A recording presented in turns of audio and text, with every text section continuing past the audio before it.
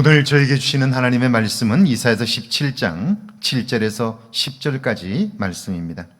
그날에 사람이 자기를 지으신 이를 바라보겠으며 그의 눈이 이스라엘의 거룩하신 이를 뵙겠고 자기 손으로 만든 제단을 바라보지 아니하며 자기 손가락으로 지은 아세라나 태양상을 보지 아니할 것이며 그날에 그 견고한 성읍들이 옛적의 이스라엘 자손 앞에서 버림받은 숲풀 속에 처소와 작은 산 꼭대기의 처소 같아서 황폐하리니 이는 내가 내 구원의 하나님을 잊어버리며 내 능력의 반석을 마음에 두지 아니한 까닭이라.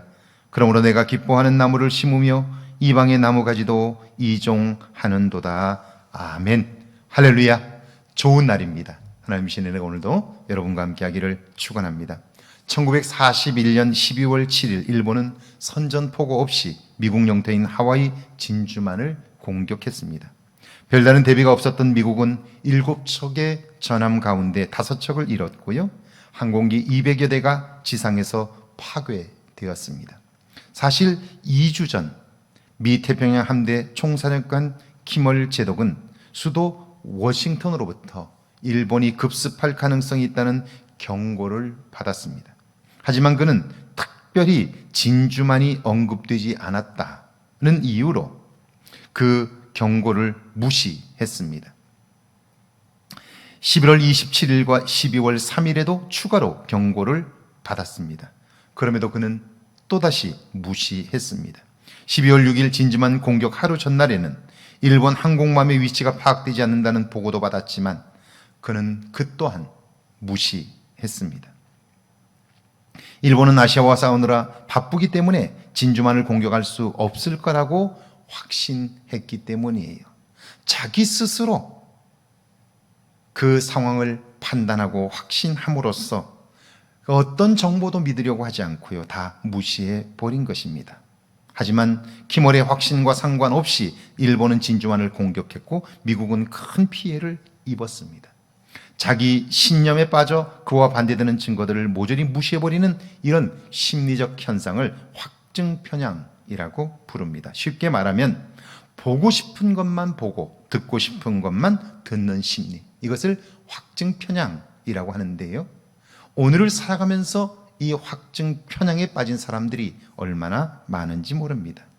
그런데 이런 사람들의 모습이 사실은 나에게도 있는데 사람들은 그걸 잘 보지 못합니다. 7절과 8절이죠. 그날에 사람이 자기를 지으신 이를 바라보겠으며 그의 눈이 이스라엘의 거룩하신 이가 이를 뵙겠고 자기 손으로 만든 제단을 바라보지 아니하며 자기 손가락으로 지은 아세라나 태양상을 보지 아니할 것이며 그날에 사람들이 자기를 지으신 이를 바라본다는 것은 그때까지 자기를 지으신 그분을 바라보지 않았다 하는 것이죠.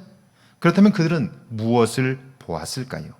자신들이 이룩한 업적, 쌓아놓은 재물, 그것을 보았을 거예요. 그것으로 자랑 삼느라 정작 그 모든 것을 주신 분, 함께 하신 그분을 놓쳐버린 것입니다. 그리고 그 대가는 엄청났습니다. 그 일을 겪은 후에야 비로소 그분에게로 돌이킬 수 있었습니다. 위기는 그러므로 잘못된 시선으로부터 오는 거예요. 그들이 하나님께로 돌이킬 수밖에 없는 이유가 있습니다. 9절이죠. 그날에 그 견고한 성읍들이 옛적의 이스라엘 자손 앞에서 버림받은 숲풀 속의 처소와 작은 산 꼭대기의 처소 같아서 황폐하리니, 그렇게 화려했던 성읍이 황폐해졌습니다. 폐허가 된 거지요. 기름진 땅들이 들짐승의 거처가 되었습니다. 그렇게 자랑하던 자신들의 능력과 힘으로 상황을 돌이킬 수 없게 된 거예요. 의지할 것이 아무것도 없게 되자 그들은 비로소 하나님께로 시선을 돌리게 되었던 것입니다. 그렇습니다. 하나님을 잃으면 모든 것을 잃습니다. 그들이 깨달은 내용 있죠? 10절입니다. 이는 내가 내 구원의 하나님을 잊어버리며 내 능력의 반석을 마음에 두지 아니한 까닭이라. 그러므로 내가 기뻐하는 나무를 심으며 이방의 나무가지도 이종하는도다. 하나님의 시선, 내가 하나님을 향한 시선을 놓치게 된 것, 그것은 하나님을 내 삶에 중요하게 여기지 않았기 때문이지요. 바쁘고 분주한 일상 속에서 내 관심사에 빠져 하나님을 놓쳐버린 거예요. 그러면 우리의 삶에는요, 참 힘들고 고통스러운 시간들이 찾아와요. 제가 오늘도 누군가와 이야기를 나누고 왔는데요, 그 이야기들은 이런 거였어요. 내가 할 수 없는 큰 어려움을 만났는데요, 잠이 오지 않아요. 그리고 너무 고통스러워요. 보세요. 우리가 하나님을 믿는다고 할 때 하나님은 전능하신 분이시죠. 못할 것이 없는 분이에요. 우리는 그런 하나님을 믿는데 왜 고통 앞에서, 문제 앞에서 잠을 자지 못할까요? 왜 잠들지 못할까요? 하나님을 내가 생각하는, 내가 믿는 그대로 믿는다면 잠 못 들 일이 없잖아요. 그런데 우리는 평상시에 하나님과 깊은 관계를 이루지 않아요. 하나님 없이도 살 수 있는 것처럼 살잖아요. 그러다가 어느 순간 위기를 만나면 내가 주인 되었기 때문에, 하나님과 관계가 멀리 있기 때문에 내가 모든 문제를 해결하려고 하지만 되지 않으니까 잠들 수가 없는 거죠. 그러니까 위기란 나와 하나님과의 관계를 점검하는 축복의 기회일 수 있는데 사람들은 그것도 잘 보지 못하는 거죠. 어려움을 만날 때 우리는 하나님과의 관계를 점검할 수 있고요.